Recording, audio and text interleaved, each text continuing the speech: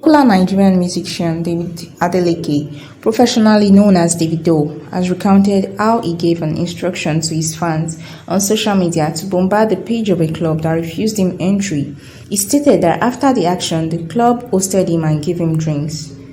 Nigerian chef Hilda Basi has revealed that God had plans for her to become a renowned chef, as she was once a TV host but she has found cooking effortless.